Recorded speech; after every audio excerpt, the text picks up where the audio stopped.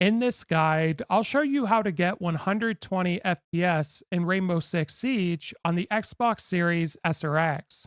Now, in order to turn this feature on, you will need a setup that supports 120 Hz, so a display as well as HDMI cable. Now, from the Xbox home menu, you want to go to Settings, and from General, scroll over and we're going to go to TV and Display Options. And here's where you should see refresh rate under Display.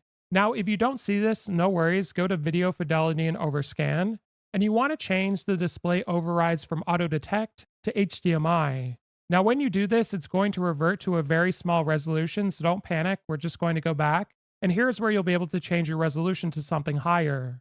Then what you want to do is now go to refresh rate. You should be able to see this. And you want to change it to 120 Hertz. Now, once you've done that, you want to go back and we're going to go to the game. And once you're in the game, what you want to do is press the start button on your controller and we're going to go to options. Then what you want to do is scroll over to display.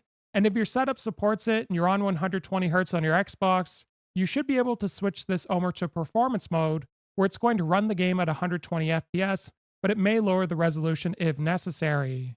Now, I do recommend you turn on VSync as well so you don't get screen tearing. And if you want to ensure you get the most FPS possible, use the lowest field of view, or else you may get lower frames. If this guide was helpful, like and subscribe, and we'll see you in the next one.